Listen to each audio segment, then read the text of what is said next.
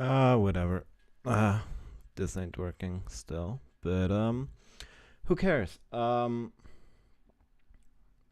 We are here because I wanted to stream, and over the past couple weeks, whatever seemed interesting to react to, I put in a reaction playlist, and this video was in there. So we're gonna react to it today. It's very straightforward.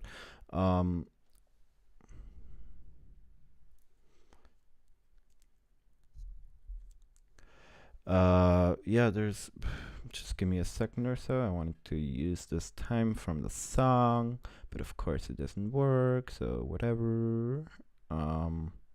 Here I can post this here. So, how was everybody's New Year? How was everybody's Christmas? I hope you had a. What do you mean? No data. Wait.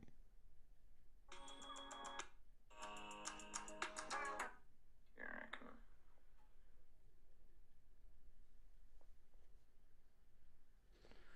can. Sorry. It's always a hassle with these streams, especially since I got a new computer. Which I just have to figure out how everything works. Okay. I'll just post this to a few people. I don't know, who can I yeah, sure. Paste. Right. Did I post it here? Yes. Okay, I think that's good enough for now. Alright. Yeah. I hope everybody had a good Christmas and a good everything. New Year's Eve. And is ready for another new year. And yeah. So oh, there's two people. Hello. So yeah, what we're doing now is react to this video. Let's see. I haven't seen this. I don't know if it's good or bad. Might just be pretty bad, might be pretty good. I don't know who this is either, so we'll see. This video is brought to you by Squarespace. Yes, my brothers, my brodies, my woadies. I'm gonna do another one of these little talk to cams. You might have noticed, you know, through some of my videos, I officially joined the woke brigade. It's unfortunate, I didn't really want to, but I'm gonna talk how we got here. My political arc has been pretty insane. At one point, I was in a Nico Malama video supporting. Okay, so he used to be right wing, now he's left wing. I don't. Seems to happen quite some time, quite often. The other way around it happens too. So, let's see. Trump, that's me. I'll admit it. Blurry boy. Trump Reporters UK. I'm here. Look at my hat. I love Donald Trump. So today we're going to talk about how I managed to escape the alt-right pipeline. Up yours, woke moralists. How big is you? Okay, maybe we should talk about that term, right? Because it's been used to death. It's basically a buzzword at this point. However, it does at least from how I can see it, it does describe a real phenomenon, right? You start maybe listening to I don't know, like some more left wing. If you're on the left, for example, right? You maybe start listening to some more left wing. Some left wing people who are also willing to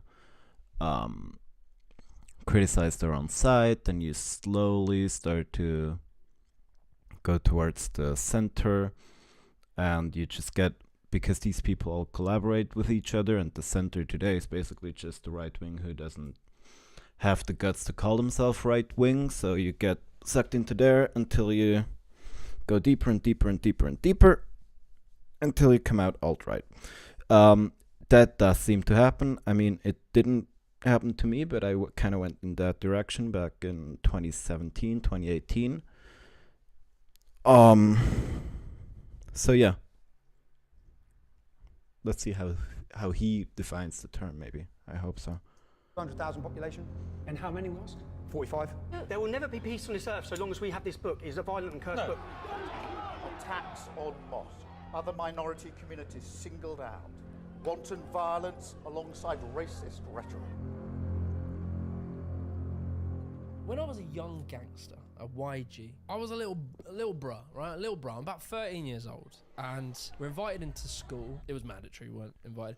And we had to do a speech. So, you know, my mate goes up and he does the history of Chelsea Football Club. A girl goes up and she does about horse riding. I go up with my little thumb drive, plug it in, 9/11. So I basically proceed. Okay. What the fuck just happened? Shit. I think I just lost my window. No, it's here. Where the fuck is it then? Oh, here. Alright. Wouldn't be a stream of mine if nothing went wrong, right? To radicalise a classroom of young, impressionable 13-year-olds as to why the American government did 9/11. Who do you believe was behind 9/11? Criminal elements of the military-industrial complex, the same ones that staged Gulf. Young, impressionable. Sorry. I go up with my little thumb drive, plug it in, 9/11. So I basically proceed to radicalise a classroom of young, impressionable 13-year-olds as to why the American government did 9/11. Who? Okay, so even at 13 he was already at least into the conspiracy stuff, huh? Alright. You believe was behind 9/11? Criminal elements of the military-industrial complex, the same ones that staged Gulf of Tonkin, the same ones that staged Operation, the mass shootings of Operation Gladio. Right.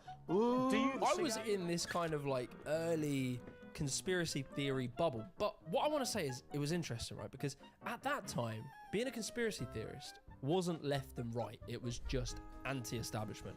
And so whilst I was listening to Alex Jones, I'd also be listening to the Young Turks and listening about Occupy Wall Street. So when I was young, I was... Yeah, I mean, that's, it's, yeah. First of all, kind of mirroring me as well. Well, I didn't believe in any conspiracy stuff. I don't think so. I hope so. I hope I don't now, but I don't think so. But at least none of the mainstream conspiracies, right? But yeah, I still do listen to both sides. I think, or this is such a ugly phrase. It's used all the time for like politically it's used. But I do try to listen to right-wing voices. I do try to listen to left-wing voices, while myself being very clearly left-wing, right? But I think the input from the other side, the criticism towards yourself and also the criticism towards the other side that you develop is helpful.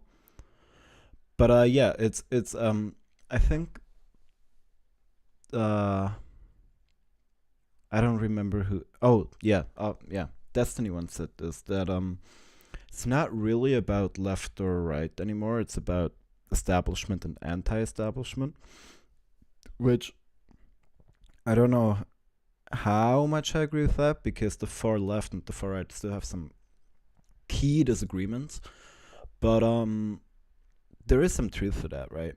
Like look at Cenk Uyghur's sorry, I don't know, but look at his like trying to suck up to the right wing now and everything. Yeah. A sort of contrarian hipster. I'm not like a communist, but I'm definitely not a capitalist, and I'm definitely left wing, and I definitely voted to remain in the EU referendum. And so time goes by, I grow up, and I remember I got, I had a few jobs working like fucking Sainsbury's or B&Q, and that was further fueling my sort of anti-capitalist feelings. But I remember I got one job and I met this geezer, and he was A proper right-winger. Capitalism is good because capitalism is freedom. Socialism is bad because socialism is tyranny. It was like a right-winger in the flesh. I'd never seen one before. I was like, what? Such a dumbass sentence. Holy shit. Capitalism is... I'm not getting into that, but that's fucking stupid. Fuck me. A proper right-winger. Capitalism is good because capitalism is freedom. Socialism is bad because socialism is tyranny. It was like a right-winger in the flesh. I'd never seen one before. I was like, what the fuck hell is this? Capitalism good? Welfare state NHS bad? But you see, although I deeply disagreed with all of his views at the beginning, you gotta remember 13-year-old contrarian Jimmy. He's still in there somewhere. And what he's hearing is contrarian views, you say. Anti-establishment, non-mainstream. Little old hipster Jimmy lapped up this sort of right-wing rhetoric because I read... Yeah, again. Yeah. I mean, when you're young, I don't know how old he said he was here, like, but I'm guessing like 18, 19, maybe a little bit older. Maybe a little bit older, maybe a little bit younger. But when you're young, you are...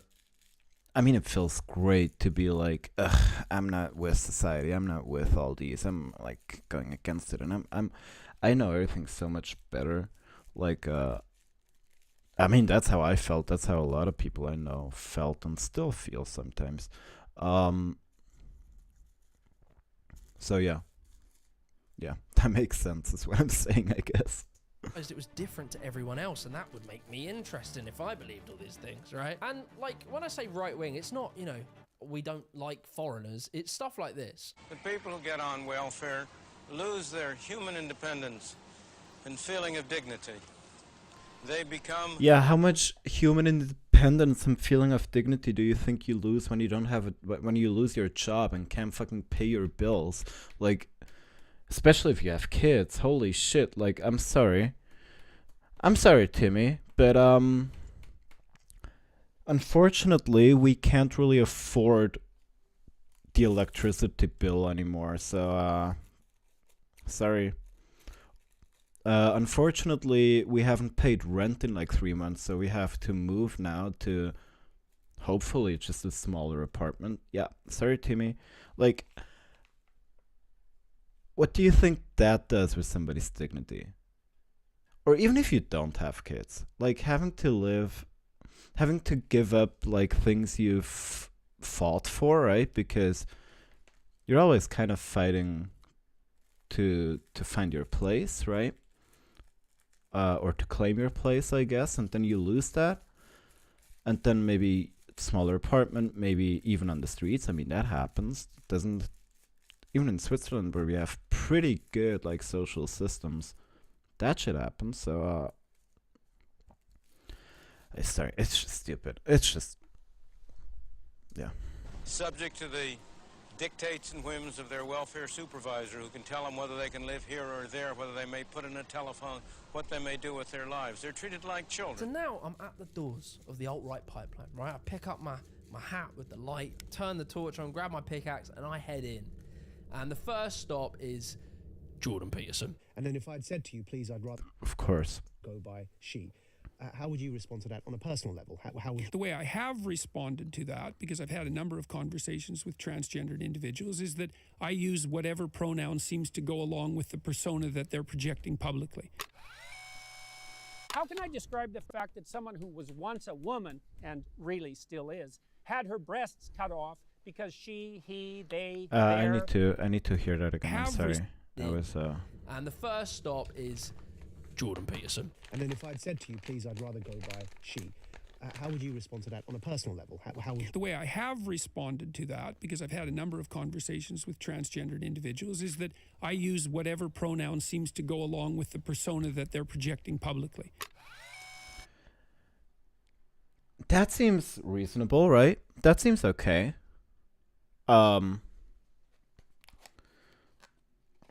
Like, you can think about trans people whatever you will, I guess.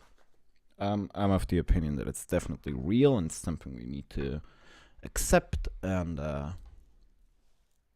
yeah, like I have people around me who are trans, and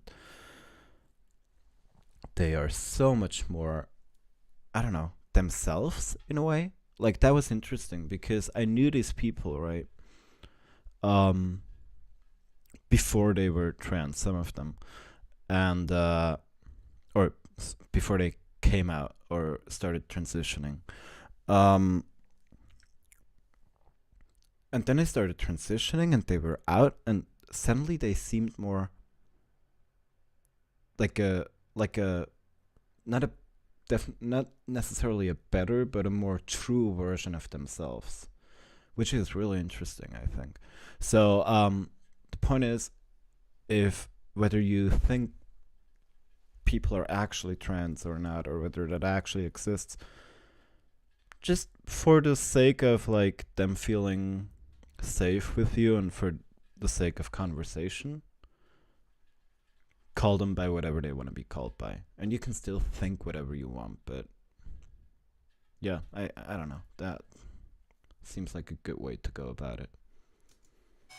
How can I describe the fact that someone who was once a woman, and really still is, had her breasts cut off because she, he, they, their, them had fallen prey to a viciously harmful fad? So bear in mind, I didn't go to university. I went and just tried to make little businesses. I did a parkour brand, I ran a vegan food store, I did lots of little things, and very importantly, I was not academic. Jordan Peterson, to young Jimmy, sounded like how I imagine smart people sound. So even if you do happen to be that avatar of more... That is a pretty good description, actually. He happens how you think a smart... he happens. He sounds like you think a smart person sounds. Because he likes to use these words, and he likes like the big words, and he likes to get all up in arms, and... But, yeah. I don't know.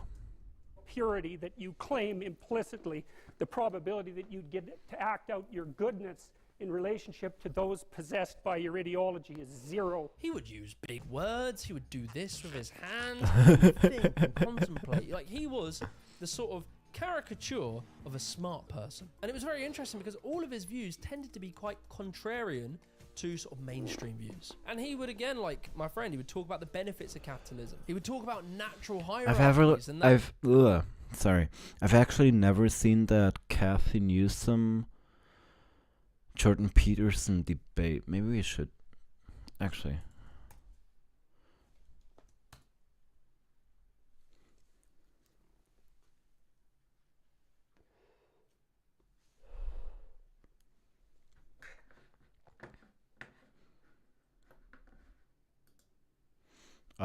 Kathy Newsom. Is it spelled like this? Kathy Newman? Sorry. Kathy Newman, yeah. Kathy? I don't know. But let's save that to the reactables. That could be interesting. Alright. All of his views tended to be quite contrarian to sort of mainstream views. And he would, again, like my friend, he would talk about the benefits of capitalism. He would talk about natural hierarchies and that it wasn't capitalism's fault for hierarchies, but hierarchies are natural. And so it's very interesting because if you think about what Jordan Peterson is and... How do we think about that? Well, I'd need to know more what he talks about when he's talking about natural hierarchies, because... and what even natural means, right? Because like a child and their parent, there's a hierarchy there that's definitely probably good, I would say, that a parent has a say over what their child does. So it's justified, right? Because a child isn't fully developed yet, they don't quite know what's good and bad, they don't have the critical thinking skills yet, they don't have impulse control, or at least not as developed yet, depending on when you're, like what age you're talking about. But is that a natural hierarchy or is that a artificial hierarchy? And is that even that important? Isn't it more about whether hierarchies are justified? How can how can a hierarchy be natural? Yeah, But there are some hierarchies that are justified, but I think there's a lot of them that aren't, that exist. Like the most obvious one would be class, right? The rich ones are higher up in a hierarchy of some sort than the poorer ones, which doesn't seem right, but yeah.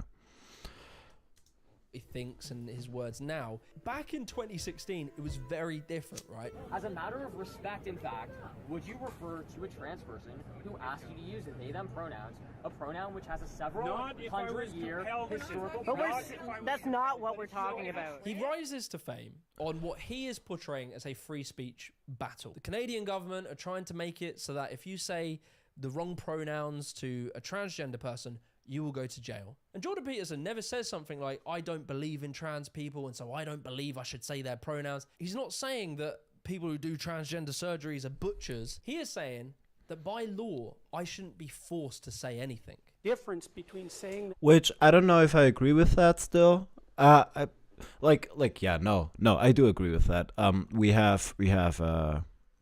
There's complications when we come to, like, employers or... I don't know, people who rent out apartments and shit, but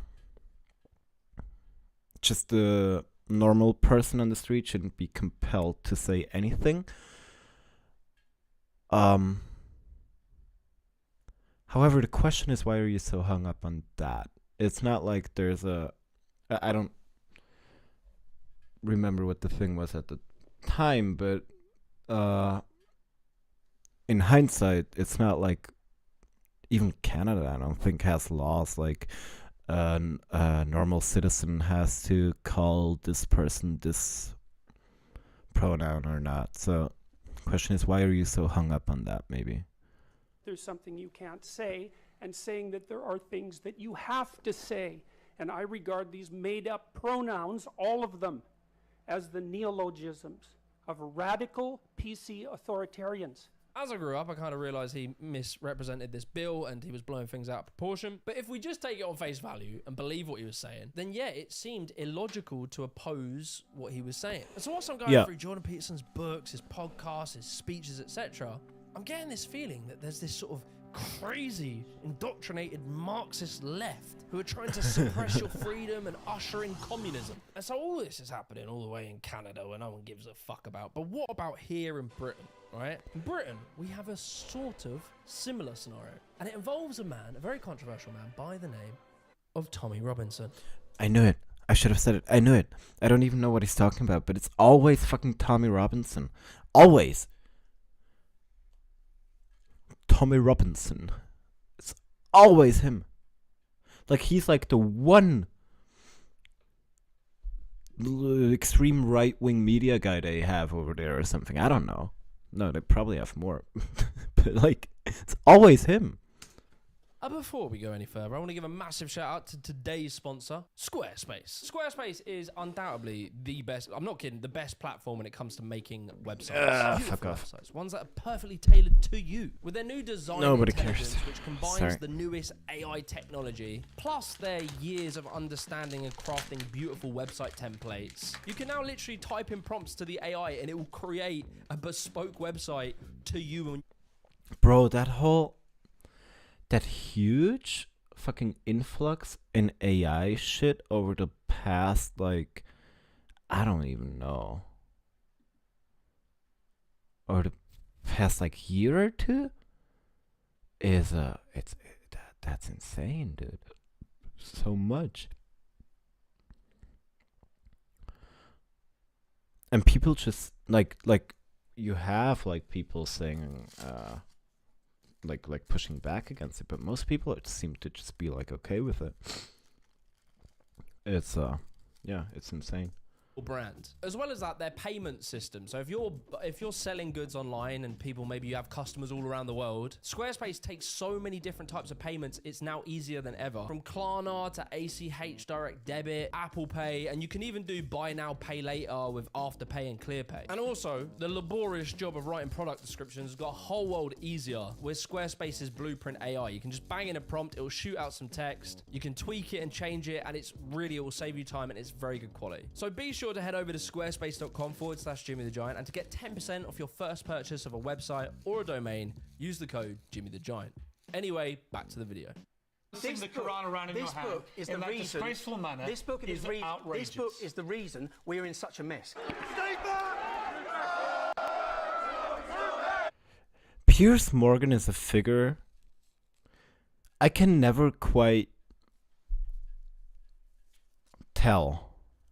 Well, like now with his new show, it's very clearly he's like the typical centrist grift. Like, I'm a centrist, I just like to have different views on and everything, but always sucks dick for conservatives, always agrees with them and runs like defense for them and everything. It's like, but what was he like before that? Like at this time, like he pushes back very clearly against or very strongly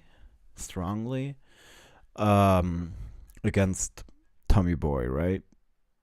But then there's this interview with a trans person from around that time, which was ish, especially his response to the criticism. Yeah, I don't know.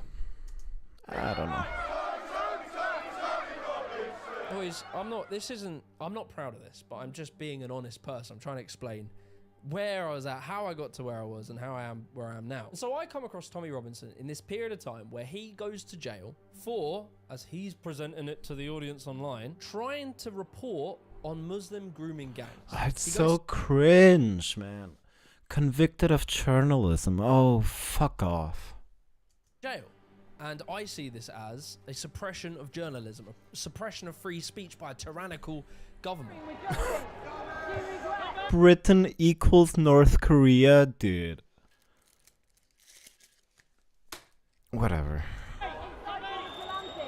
You know, and I ignored the fact that it was contempt of court, and he knew exactly it was contempt of court, and he did it deliberately to provoke this reaction. But the way it was being presented was very clever. Again, it was all about free speech. It wasn't about the underlying issue of Islam, etc., but it was just about free speech. And so when you're already primed to be sort of libertarian, pro-free speech, and you're perceiving... Yeah, I mean, that's how they got me.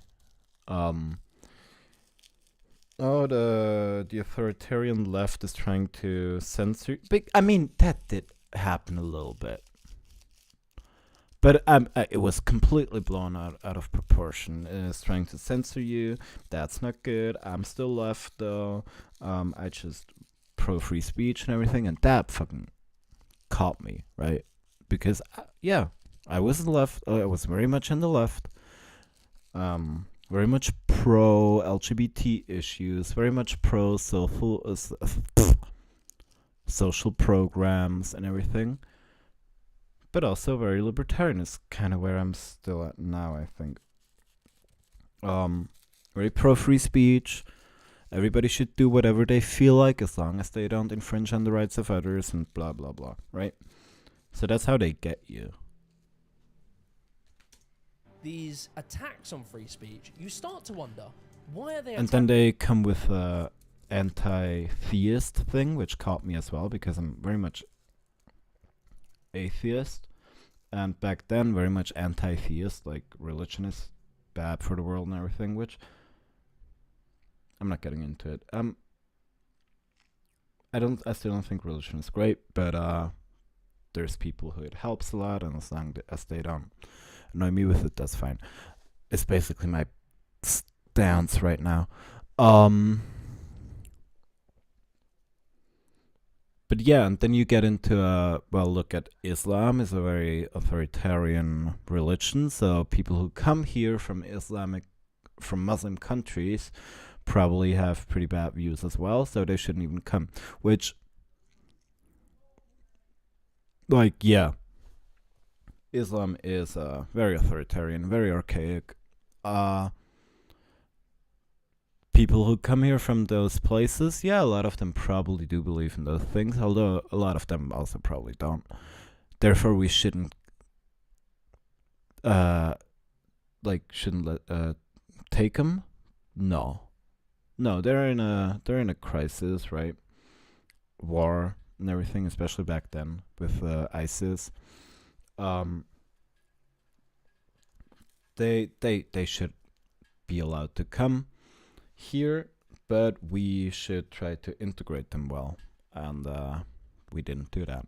And of course, if they then behave really shittily, we can talk about deporting and everything. I'm not quite sure where I stand on that, but yeah, deporting these people for their speech. And it unfortunately has this effect of making you think that the person is a truth teller and the government are trying to suppress them. And it reinforces your belief in what they're saying must have some truth to it if they want to hide it so bad. And these people, these what I would now consider grifters, they know that. They know that that's the response and the feeling it's going to create in people. Yeah. They want Yeah, to be I would say martyrs that. because then people will follow them even more ardently. It's so important for the establishment because they know it brings the people.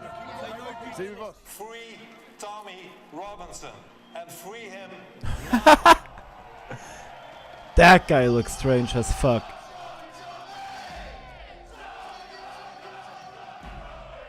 And so yeah, I go to like a rally, like a free speech rally when Tommy Robinson's about to go to jail, and I come across Nico, and I see Nico, and I've seen him online, and I saw how he was trying to present everyone that went to a Tommy Robinson rally as a racist. And I knew from my perspective and knowing who I was, I knew I wasn't a racist. And so I go up to Nico and I tell the people around him that he's trolling you and he's trying to like make you look stupid online. And then Nico does misrepresent me in the video, and he says that I went up to the police and told them to get rid of Nico. The police then came over and surprise, he started crying to them as well. When in reality, I was actually saying to the police that Nico has his free speech. Because, you know, I'm fucking obsessed with free speech in this period of time. I don't know why. I think it's... Oh, that sucks, though. Because I didn't go to rallies or anything. First of all, I don't think we had, like, rallies like these in Switzerland. And second of all, I was, like, deep into, like, social anxiety, like, panic attacks, so I couldn't have gone. But if I was in that situation and the police came up, I would have said the same thing. And then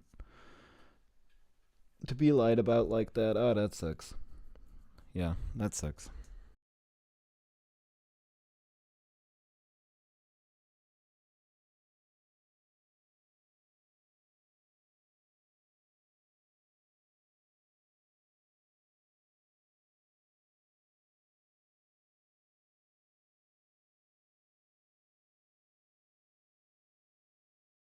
Went up to the police and told them to get rid of Nico. The police then came over and surprise, he started crying to them as well. When in reality, I was actually saying to the police that Nico has his free speech. Because, you know, I'm fucking obsessed with free speech in this period of time. I don't know why. I think it's the single most important thing on earth. But either way, like, as much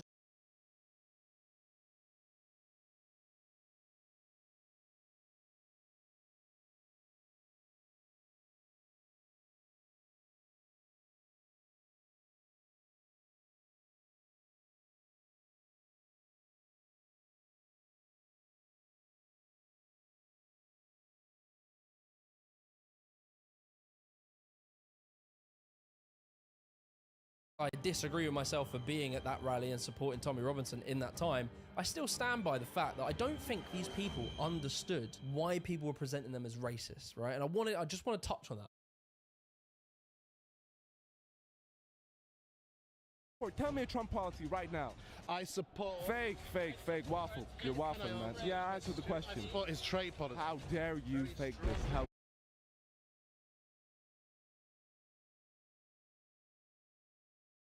Online. And then Nico does misrepresent me.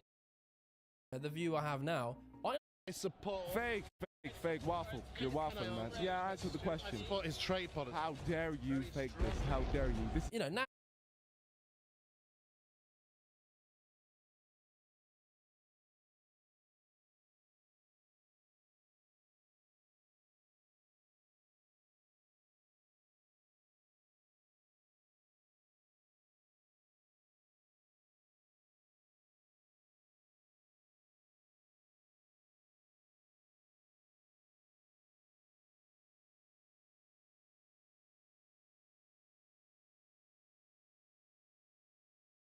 from, you know, the view I have now, I understand there are sort of two types of racism.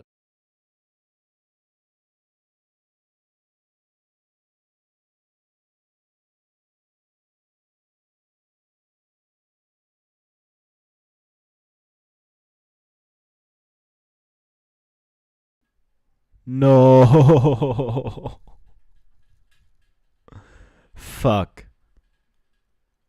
Fuck. I have no idea whether I was muted the whole time or not. And I'm not gonna check because I'm not gonna restart the video. I don't think so. Ah, fuck me. Okay, wait. Let me check. Actually. Muting desktop audio now. Sorry.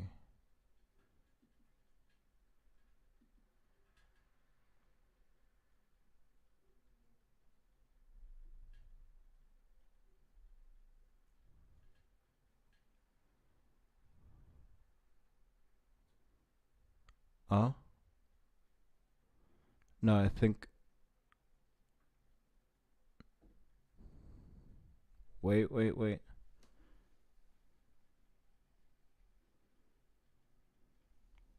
Okay. Never mind. We're good. Oh, I was just muted for a couple minutes or whatever. Okay. What a great first stream of the year. Alright, let's go. There's like overt racism, which is like, you know, I fucking hate migrants when you send them back, they're the worst. And then you have this kind of more like subconscious racism, or like in effect racism. And what I mean by that is, like, I knew I wasn't racist because I grew up very multiculturally and I liked people of different races. I had lots of friendships with them and I got along with them very well. So I never in my heart felt anything bad towards people of different races. But what can happen from there is when you think you're like immune to racism, you sometimes are more susceptible to it in a way, but just a different type of racism. These grifters know they can't just say that, I don't know, black people are inferior genetically, although... So we're talking about like learned behaviors here, right? We're talking about or thought patterns or whatever, yeah, I wouldn't treat somebody differently, but I might have my preconceived notions about somebody who's black, for example, or right.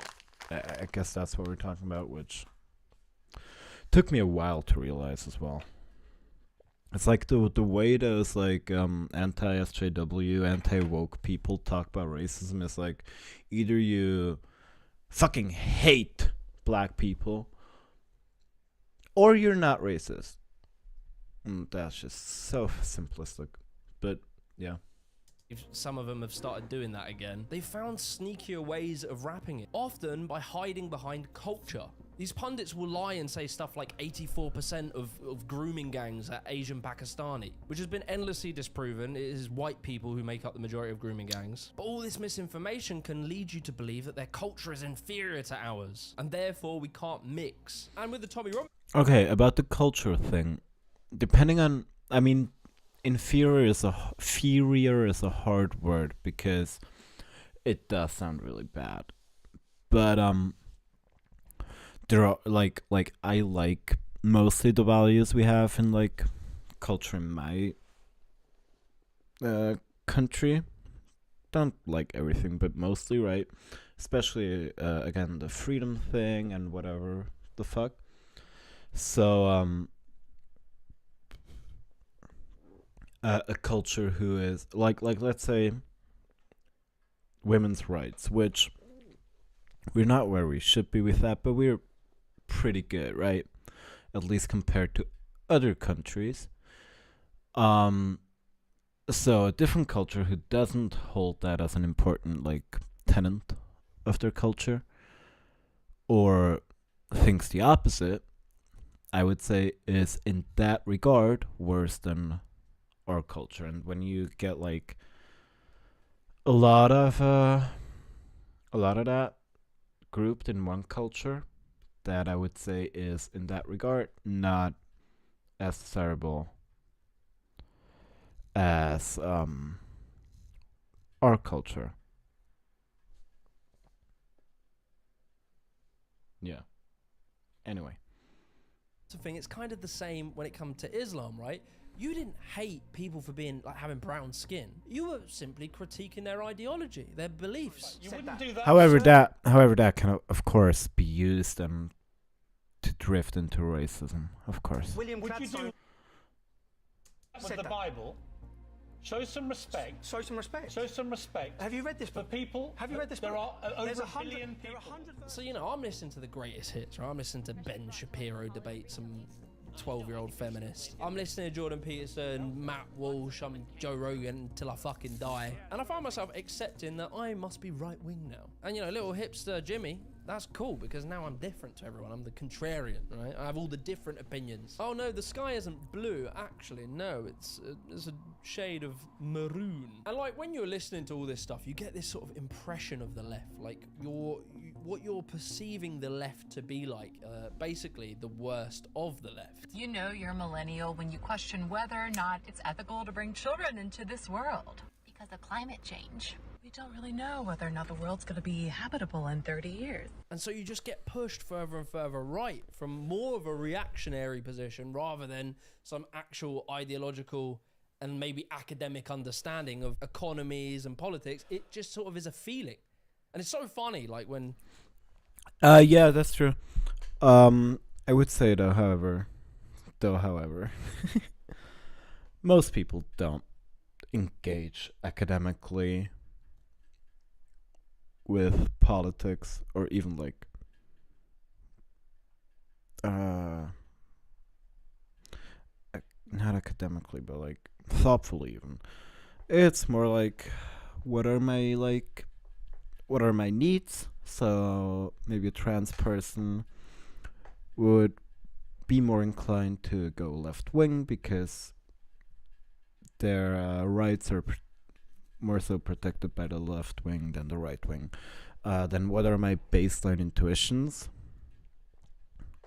So if freedom is like important to you on like a deep intrinsic level, then you might go more like libertarian. And social group. I think for most people it's like social group makes a huge part. Like if all your friends are right wing, you're gonna be right wing most likely. Not only because you're influenced by their opinions, but also because you don't want to lose your social group, right? So yeah. Ben Shapiro and these sort of people get famous off of facts don't care about your feelings. But to be honest, like conservatives these days, it just seems to be mainly emotion. It's how they feel about topics. They hate when you bring up academic papers and... Absolutely. Like papers are great or stats are great as long as they support them, and if they don't, they're fake or they don't believe it because they have a friend who did this or that or whatever. Like it's the facts over feeling meme is insane. It's a lie. Actual facts, and they don't trust any of that. In Springfield, they're eating the dogs, the people that came in. They're eating the cats. They're eating the pets of the people that live there. And ABC News did reach out to the city manager there. He told us there had been no credible reports of specific claims of pets being harmed, injured, or abused by individuals within the immigrant community. Well, I've seen people on television. Let me just... Either way, I find myself as a right-winger. I have not descended into overtly racist beliefs or overtly transphobic beliefs, misogynistic beliefs. I haven't gone that far, but I probably do house some sort of unconscious discriminatory beliefs in maybe trans people, perhaps even women to a degree. Who the fuck is that? Beliefs. I haven't gone that far, but I probably do. Who the fuck is that? Why is she dressed up? Why does she have 5 but... Huh? You house some sort of unconscious discriminatory beliefs in maybe trans people, perhaps even women to a degree. Again, often wrapping their push for equality and better rights as some kind of Marxist revolution. But I believe in the typical sort of right-wing viewpoint that the state should be smaller, that people are responsible for themselves, and probably that like poor people are just lazy and they need to fix their own shit, and that billionaires and corporations are really good and like, you know, sort of, unless they're the ones that, I don't know, Russell Brand says is bad, and then all of a sudden they're bad because they're tied to, I don't know, George Soros. George Soros business, bad. Bill Gates business, bad. But Elon Musk buying Twitter, good. Very good. Anyway, I'm deep in the pipeline, right? I'm deep. COVID happens. Obviously, I don't get vaxxed. I don't wear the mask. I'm sorry if I killed anyone. And, you know, again, I regret that position now. I literally didn't want to get vaxxed, not because I thought it had 5G in it or something, but just because I was so sort of libertarian right-wing that I didn't like the fact the government were telling me to do it. That's interesting. I mean, interesting. It's very common, right? But I don't know, when you get this deep that like you don't see anything intrinsically wrong with something, but somebody like the government, and I don't know what the stipulations were in Britain. We never got forced to wax per se. Like a lot of employers asked you to wax or stay at home, or told you to wax or stay at home. You couldn't like go to the cinemas or restaurants for a while without a vaccine. But we never got forced. And there was often, not for restaurants and vaccines, but for like school, work, public transportation, often it was just wear a mask at least. But if you get so deep that like you don't have any problems with the thing itself, but the government tells you to do it, and that's why you don't do it, that's insane. That's interesting. That's like, I'm sure I've done it too, right? But it's very childish in a way. Yeah. I didn't get waxed for a while, but I just didn't like the way our government communicated it. Because there was like you could go find it if you went looking for it, but with like the ad campaigns and everything, it was all like very emotional. Like, oh look, but the old people, or don't you wanna be able to go clubbing again or go to the cinema again or whatever? And not a lot in the way of like actual information. And I didn't like that, so I only wanted to get vaccinated once I've researched it for myself. So I researched it for myself, didn't find anything that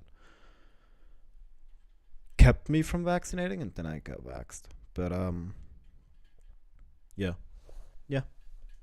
I don't know. I'm here today, I'm vaccinated, and the woke police haven't come to my door yet, so probably I was overreacting. Vaccine passports. While we've been looking in other directions, they are being slowly yet deliberately introduced. Are they the linchpin in a global surveillance network? So you might be wondering, like, what was... Of course. When did it all change? When did the dam break? And there was a moment, right? And I can kind of point to it specifically. And it was through making my videos. Now, as you know, you guys are watching, you're probably really into all the social political stuff I do. But originally, I was a parkour YouTuber. And then I become like an extreme sports YouTuber. And when I got to the end of this period in 2022, I wanted to diversify my content, right? And I remember genuinely, I thought I was probably even going to make like those sort of right-wing documentary series, like things like Jen or like some of Moon's stuff, you know, that kind of. I'm gonna go get a drink and go pee quickly, but I have a song coming out. I do. On the 10th of January. So it's what I fuck.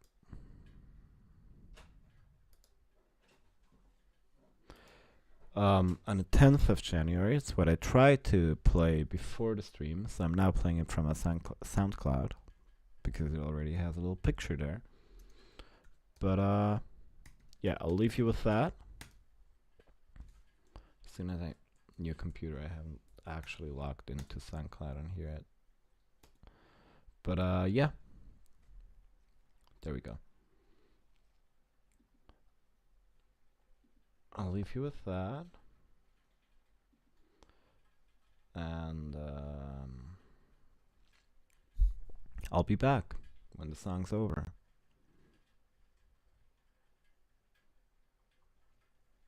One second.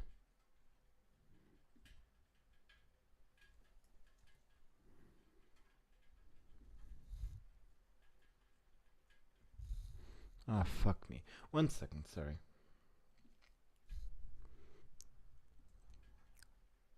There we go. Yup. Excellent connection. How nice. OBS.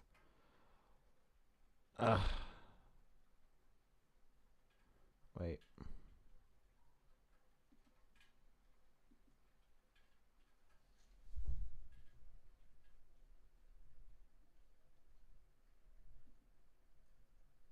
Yep.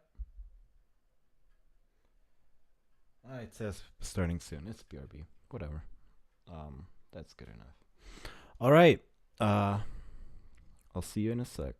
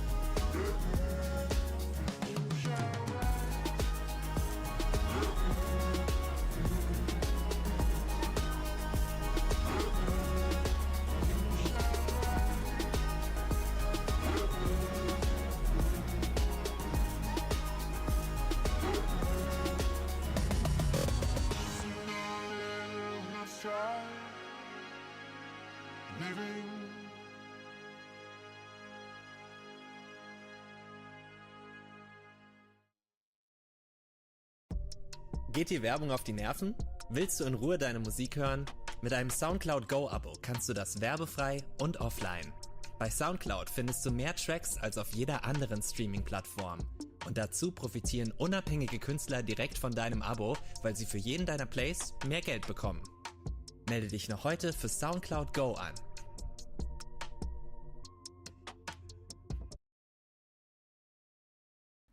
I'm back. Sorry for the ad. Ugh. Fucking SoundCloud killed itself, didn't it? With all these ads and everything, it's insane, dude. Hate it. Anyway.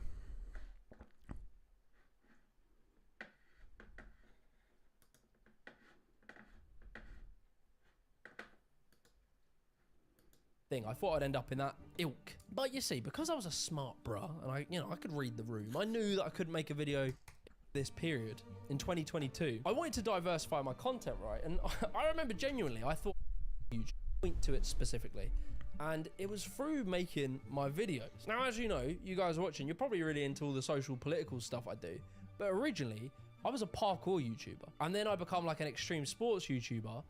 And when I got to the end of this period in 2022, I wanted to diversify my content, right? And I remember genuinely, I thought I was probably even going to make like those sort of right-wing documentary series, like things like Jen or like some of Moon's stuff, you know, that kind of thing. I thought I'd end up in that ilk. But you see, because I was a smart bruh and I could read the room, I knew that I couldn't make a video why Jordan Peterson's the best man alive. I knew I had to take my time to kind of meander. So I made a video on a very specific topic about chavs. Clothing brands that you didn't like were called chavs. Rough neighborhoods were considered.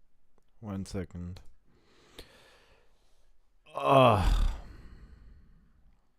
Okay, now we're good. We're good. It's fucking annoying, isn't it?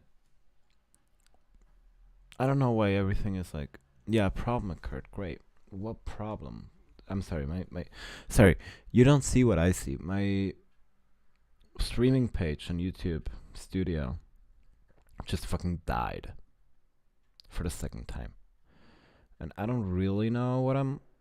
Look, it's a new computer. I was hoping it would be easier, but at least the connection's good. I knew I had to take my time to kind of meander. So I made a video on a very specific topic about chavs. Clothing brands I don't know what chavs are. that you didn't like were called chavs. Rough neighborhoods were considered chav infested. But what exactly is a chav? And most importantly, where did they all go? So I made this God, video. It's really interesting. with this music, it's awful. Watch it, because my biases and all of my thinking going into this video is that chavs are bad because they were dickheads and they chose to be bad. But whilst making the video and wanting to address the question like, where did chavs go, why did they disappear, I stumbled across a geezer called Owen Jones.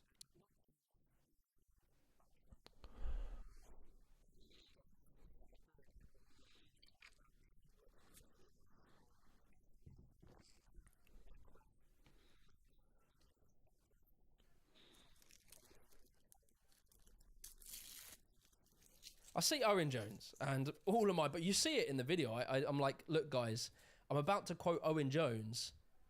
I don't agree with him, but what he says about chavs is really interesting. You should probably listen to it. Truly a war. I don't know who Owen Jones is. Let's see. That would probably be important. Owen Jones.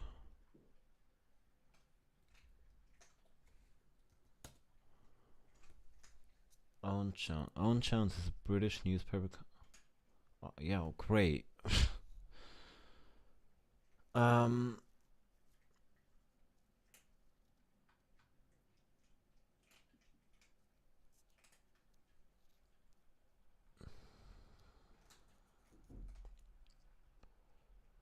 Labour. Okay, left wing.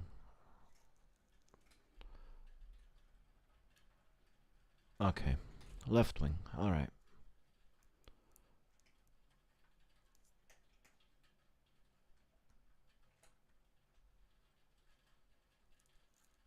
All right. It's good enough. Public sphere. The author and journalist Owen Jones, who I have to admit I don't really agree with him on a lot, he wrote an entire book called Chavs. So I read it and I'm like, fuck, maybe chavs were like a product of their environment and their economic status. Bear in mind, this is the opposite. This is the antithesis of my view, is that I would have believed as a right-winger that cultures are just like people who make decisions to behave in the way they want to. So these are bad people who are choosing to be bad. So after this... Oh, we're on the wrong layout. Fuck me, dude. Like... Oh, man. Here, this is better. Alright. Yeah, no, it's not my day today, I guess. Or at least not the day for the stream. But whatever. We're making it work, right? Let's go. I go down different rabbit holes. I'm making different subcultures. I do skinheads and I do football hooligans, which are both in a very interesting period of time which is the Thatcher era. And the more I research into Thatcher and see how she completely flipped this country on its head, she completely radicalized Britain into being extreme neoliberal capitalists. And it's kind of become just assumed that that's how the world has always worked, that's how we are. But then I discovered that at some point in society, we weren't fucking insane capitalists that we are right now. I've discovered this because there was a period of time called the post-war consensus, which I talk about fucking endlessly on this channel. But in that period of time, we followed a style of economics. Okay, what's the glitching? Oh, thank you, asshole. The Thatcher era. And the more I research into Thatcher and see how she completely flipped this country on its head, Yes, 1 second. I'm begging you. I'm talking to the computer. Free up. Yes, please.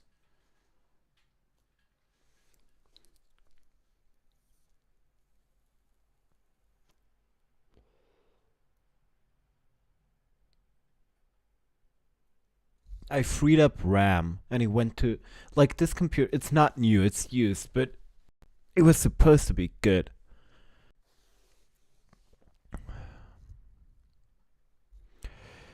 Yeah, OBS quit on me again. Sorry for that. But we're here.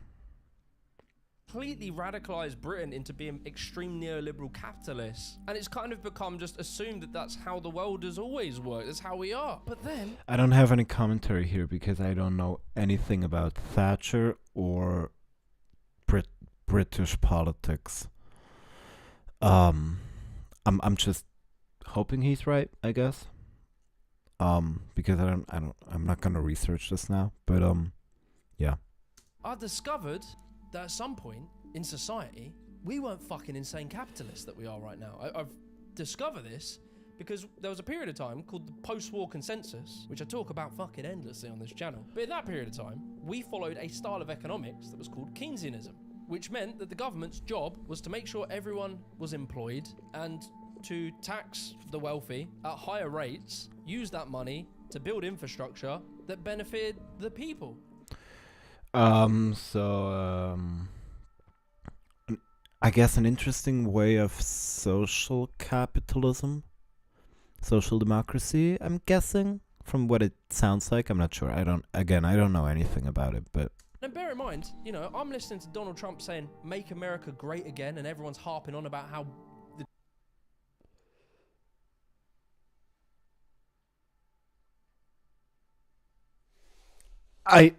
I have no idea what's happening here. Hello? There was a period of time called the post-war consensus, which I talk about fucking to tax great again, and everyone's harping on about how the world was better back in like the 60s and 50s. And then I find out the reason why it was better was because we had mass public investment. This investment led to the greatest economic boom in history. Okay, but doesn't...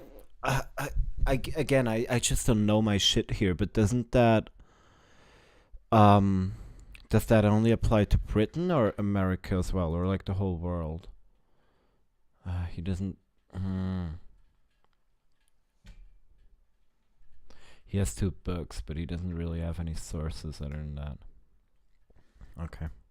Raised many of the working class into the middle class, which created a whole host of new industries, new products, basically, it was good shit. What we did then was good. And you know, you got to bear in mind that I am being told the only answer to life's problems is dog eat dog, free market capitalism. Get the government out of everything. The government can do nothing right.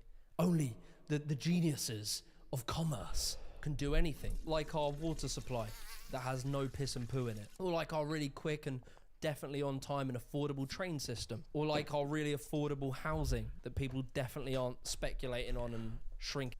Okay, so he's talking about Britain here, right? Because it's all like Britain articles. Yeah. I don't have any input here. In the middle class. Private water companies are dumping huge amounts of raw sewage in Britain's rivers and off its coastlines. Oh, that's cool. Love to hear that. Fuck me. They're doing so to save money, to ensure returns for shareholders, and by extension, to guarantee massive salaries for bosses at the top. And so yeah, time's going past, man, and I'm learning this shit, and I'm like, fuck, and I'm starting to realise, like, I don't know if I believe all the things that I believe. about right-wing politics. But I hadn't accepted it, right? I was becoming more and more distrustful. Things like this, right? 1 month, I went on holiday to Thailand. I walk in a coffee shop and I see the most beautiful woman on earth who is now my wife. And she is Ukrainian. I go to Cute. Ukraine, literally, during... She's actually very pretty. Holy shit. Look at the... Ooh. Damn. Who is now my wife. Good for him. Awesome. And she is Ukrainian. I go to Ukraine. Literally, during the war, I've been to Ukraine many times, and I've experienced air raids. I've heard bombs go off. Yeah, more attacks. Wait, what the what's that? We're having a slow day. All the while, I look on my phone at all the right-wingers talking about Ukraine, and they believe that Zelensky is like, I don't know, a blue-haired feminist or something. I will stress this again. One of the greatest enemies of our nation. Fuck me.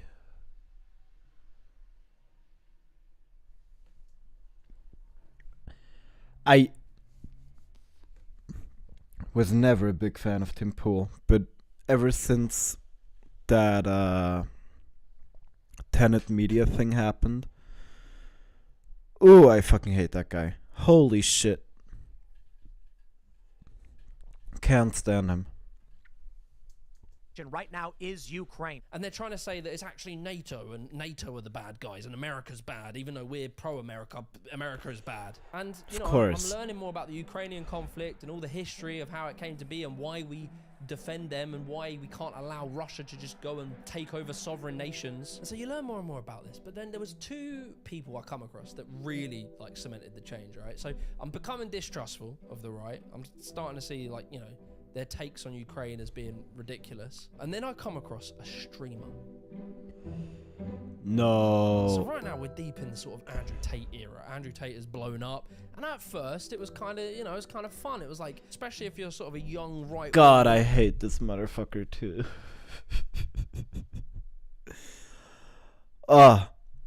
Like, I don't have much content for right-wing people. I think they're wrong in a lot of what they believe, but they're just normal people trying to make their way, right? And we can have conversation, and it's often very interesting to talk to them. But like right wing, I'm putting people like Tim Pool and Dave Rubin and everything in there too, because they are right wingers. Right wing media pundits are awful people. They lie and they lie and they lie, like, ugh. And Andrew Tate is one of the worst, probably. Type. You need to get strong to look after yourself, look after women, looking after the people you love. Like, that sort of stuff was kind of nice. I started going to the gym, I started doing all that stuff. I was always sort of into the self-help stuff, so all that shit sounded good. And then he started to talk about women. To some degree, as a man, you have to instill drama in the relationship, because if you don't, she's going to get bored. No, that's very true, man. And she's either going to leave or she will instill the drama, which gives her control. Then you're seeing all these Fresh and Fit podcasts and Sneeko and all this crazy shit. And you're seeing like people making their entire livings complaining about women. And you're like, what the fuck is this? And there was one bruh who would go on these shows, and his name was Destiny. Women fare a lot better than men do, bro. And the reason why is because they get the resource, they get the money. I am aware that Destiny is a very contentious figure. I'm aware that most people, I don't know most people, but a lot of people don't like him. And he has some takes I disagree with and everything, but he is cut above the rest for political commentary in the online space. He does the legwork. He knows how to argue things. Yeah, he's willing to go wherever, which is important and cool. Yeah.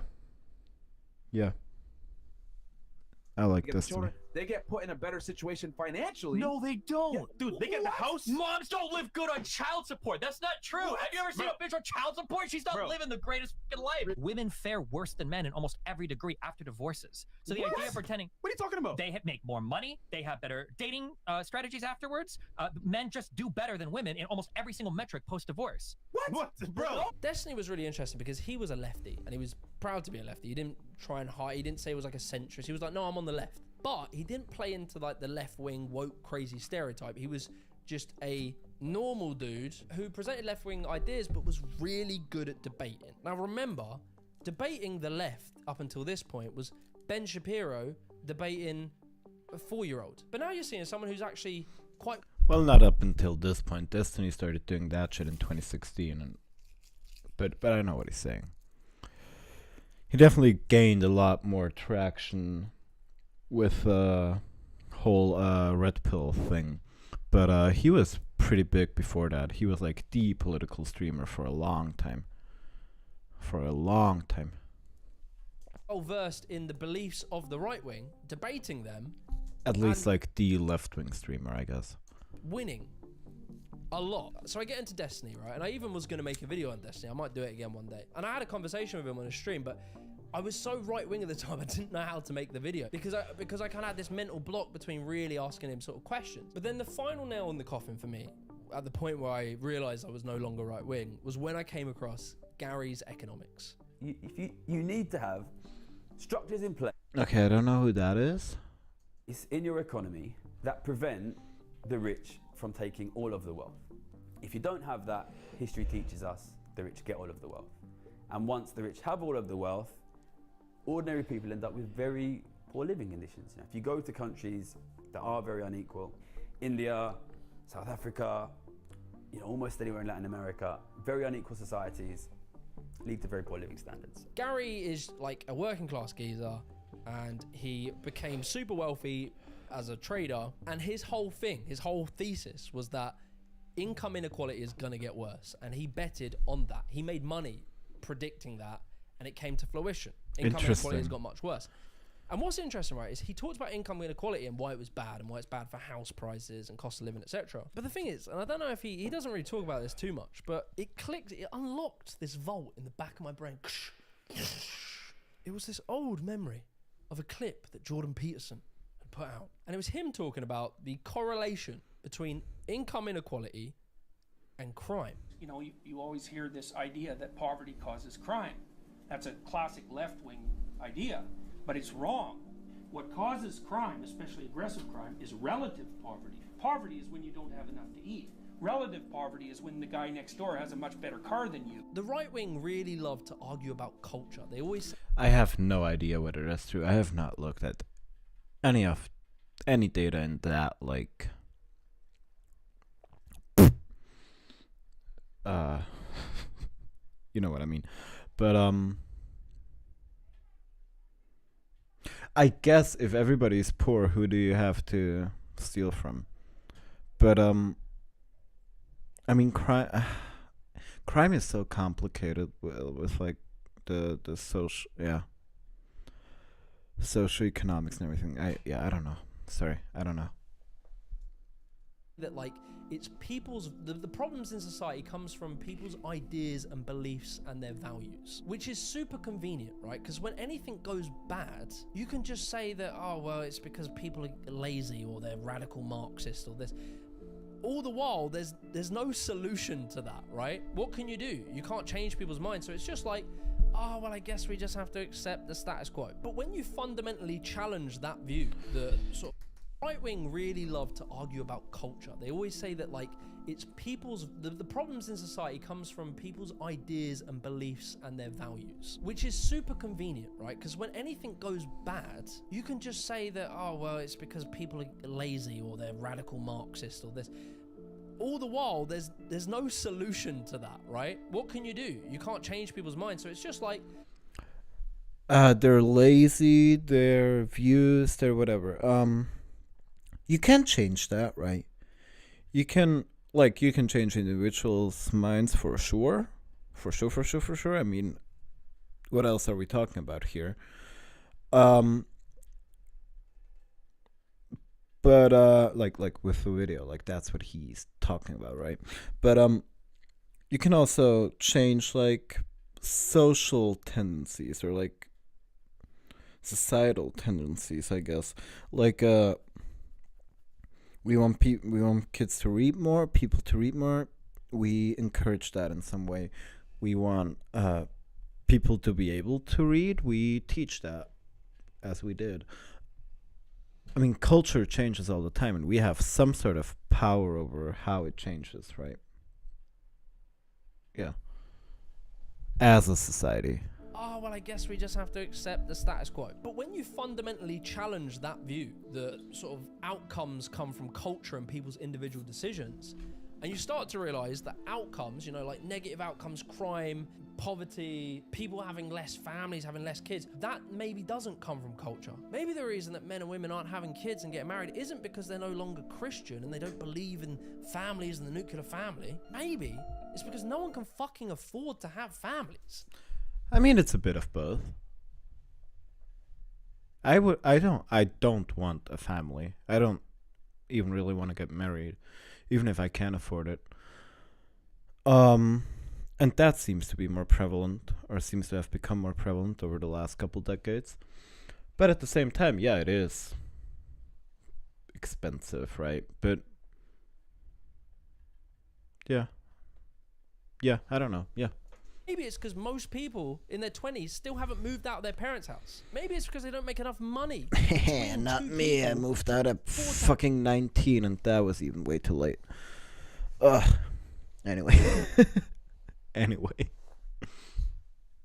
Have a child. There's all these things that are happening, and you realize that probably the economic system is causing this. And it isn't just that the testosterone levels in men have dropped because, I don't know, they've fucking touched receipts or something. And so yeah, the sort of like the needle drop, is that the expression?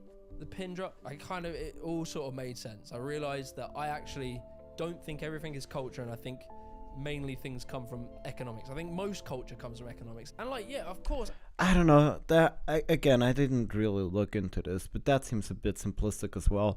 Like, of course economics has a large impact, but I don't know.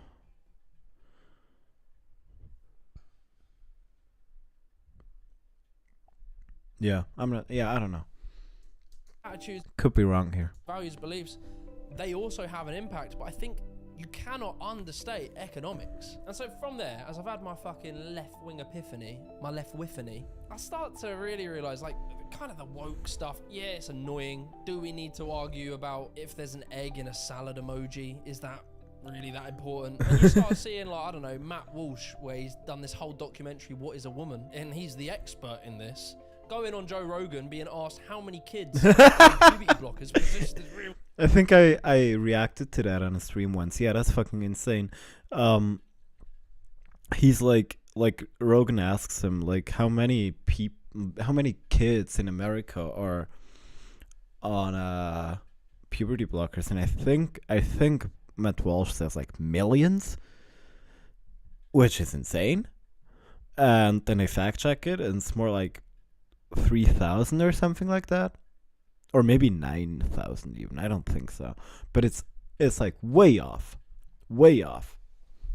Fucking moral panic. How many people have had this done? Depends on what.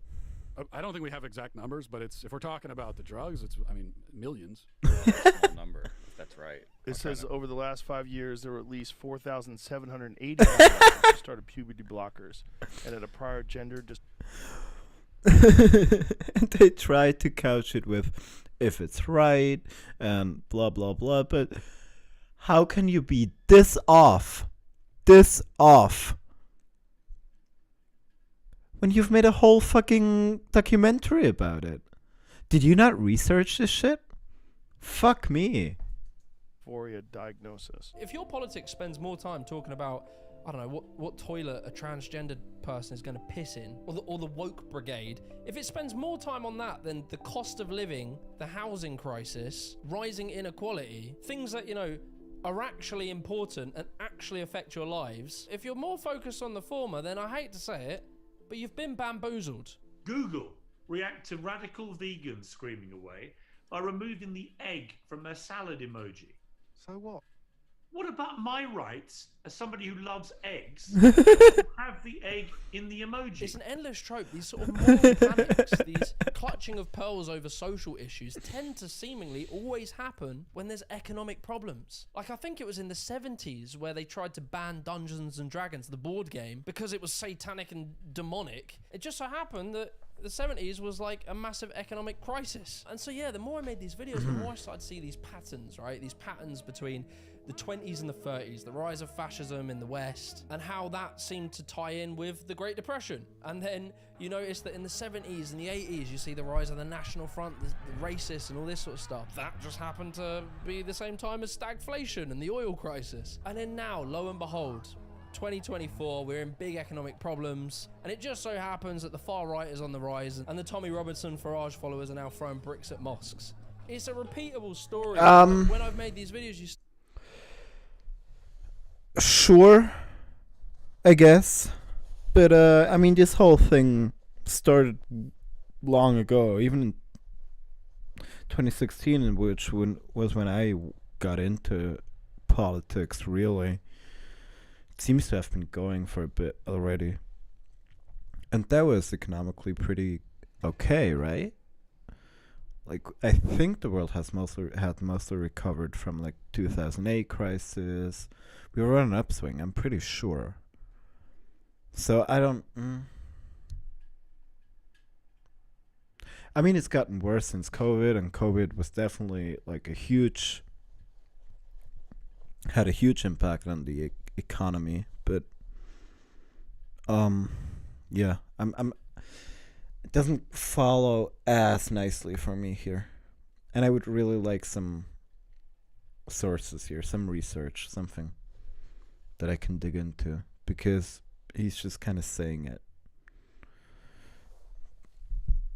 Start seeing these patterns and you start seeing how it plays out, and it always comes back to economics. And like, look, I have no hatred towards people who are on the right. I actually feel a lot of sympathy to most right-wingers, because being where they were, I understand that they've kind of just been manipulated. Typically, they've trusted people who present information that try and rile them up, that make a lot of money from doing so, and they distract them from real issues. And the thing is, they're feeling the real... Okay, but I don't think that's entirely wrong, but you're kind of taking their agency away. There are people who just believe those things. They haven't been manipulated into it necessarily. Or if we say that, then maybe we should ask how many people have been quote-unquote manipulated or coerced or whatever into left-wing positions. It's kind of lacking for me here. Issues. The real issues are affecting them, and they're trying to work out why. What is it? And the right will always try and find scapegoats to point at. It always does it. And like, as I've learnt more, as I've read the book from George Monbois, The Hidden Ideology of Neoliberalism, Yanis, I can never say his name, Vokoris or whatever, his book Techno-Feudalism, I kind of realized like the argument should be about economics. The more I learn about the left and right economic theories, the more evidence that I can see that left-wing economics tends to result in better growth and prosperity for all people. Our system currently is great for the 1%. It's great for the ultra-wealthy because it monopolizes money into few hands. When you don't have rules to regulate certain businesses, when you tax people less and less, it becomes this like race to the bottom. And there's a funny reason as to why I believe in these kind of left-wing values, and it ties back to my original right-wing ideology, is because of meritocracy. The right always claim to believe in meritocracy, that we should as a society reward people who are good at things, right? And I genuinely believe that. However, I do too, I think. I think there's some pitfalls you can get into with that. Like, I mean, the big question is, just because somebody's not very good at something, does that mean they deserve to, like, if we go to the extremes, live on the street or whatever, which I definitely don't agree with, but if somebody's doing their job well, that should be rewarded for sure. Yeah.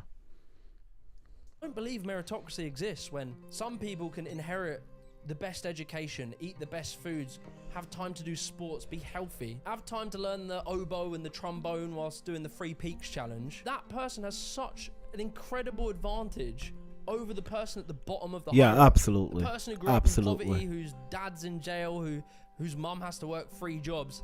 That person who then has to leave home at 16 to pay rent and they can't afford to save a single penny. And the fact that this group of people that are living like this is growing, child poverty is growing, I think it's utterly insane to pretend that there is a meritocracy. But the right wing, through a very concerted effort, has brainwashed most of society to believe that this is inevitable. We can't fix this. There's nothing we can do about this. But we know we can.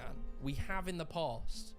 Countries do right now. And so that is where I land. If it means that I now have to wear a badge to show I'm part of the woke brigade, so be it. I've accepted that through actually delving into this stuff, looking into social economic problems, reading papers from academics, not listening to Jordan Peterson tell me that the academia world is overrun by Marxists. I've learned some stuff and I've challenged my way of viewing the world and had to challenge my ego at the same time. So I want to know you guys' evolution. Like, have you always believed in what you believe? Has it ever changed? What changed it? So drop that in the comments below. Join the Discord. I'll catch you in the next one. Peace. Okay. Boring call to action aside, that's pretty cool. I'm glad he could challenge his perceptions, come to a place that he thinks is it's closer to the truth. I think it is as well. Yeah. I think I've talked about my evolution. It's It's 10 p.m. now. 9 p.m. So I'm gonna leave you with that. It's good streaming again. Next one I'll hopefully be. I don't think I said that much, which I feel kind of bad about, but or bad. I don't know. Yeah, a little bit. But it was good to get into it again, and yeah. Once again, I have a new song coming out on January 10th. It's called Rise. I made it for my mom's for Christmas for my mom, but it will be publicly available on the 10th, as I said. I will leave you with that. And like you can listen to it. And yeah. Thanks for watching. Nobody did, but still.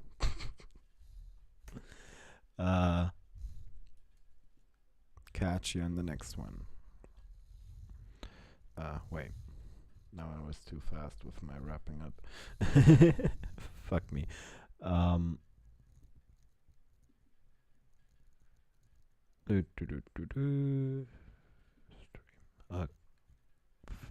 Okay.